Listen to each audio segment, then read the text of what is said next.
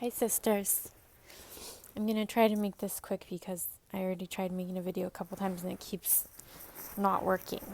But what I want to tell you is how every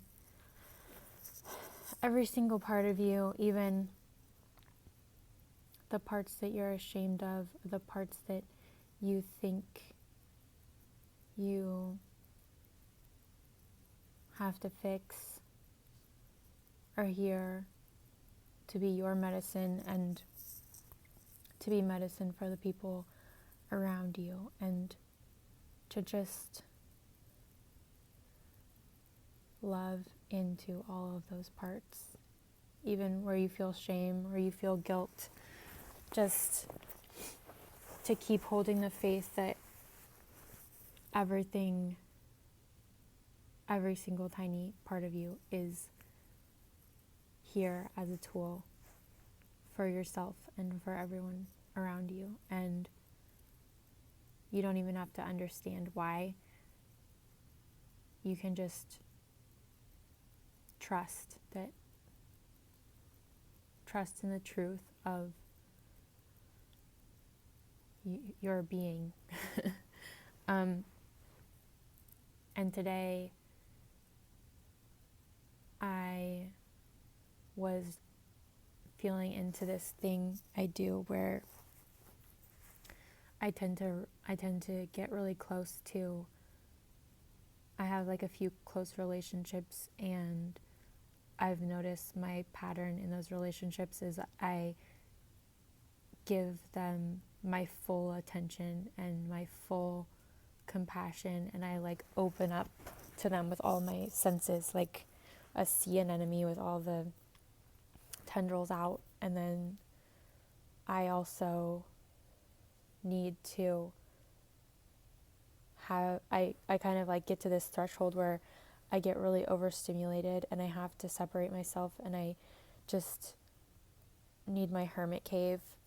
And I felt a lot of shame for that because it can be really alarming for my close relationships, because then they're like, wait, what the hell just happened? Where did you go? And I think that it's medicine for them because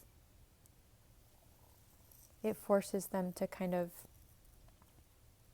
open to their discomfort and recognize where they were leaning on me and where they were infusing my energy for themselves.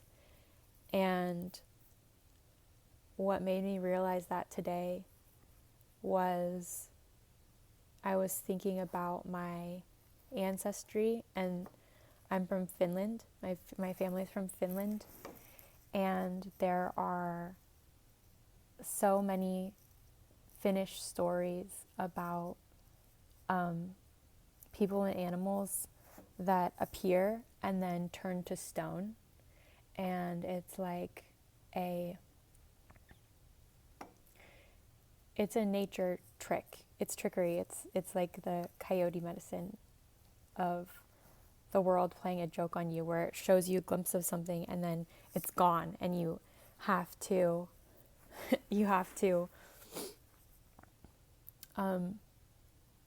well, sometimes you have to figure out how to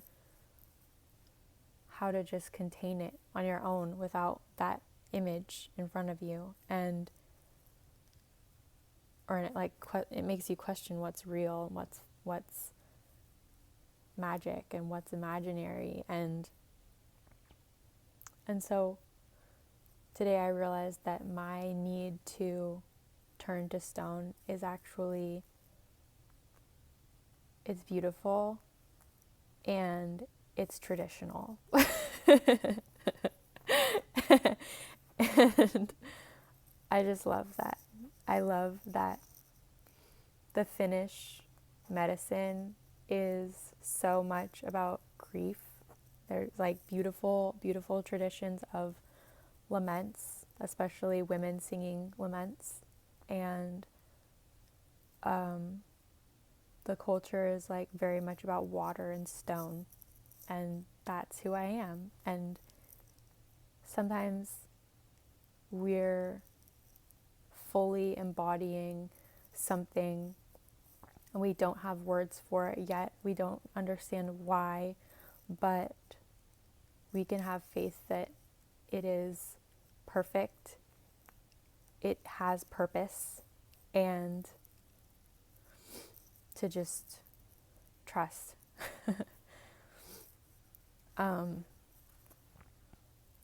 Yeah.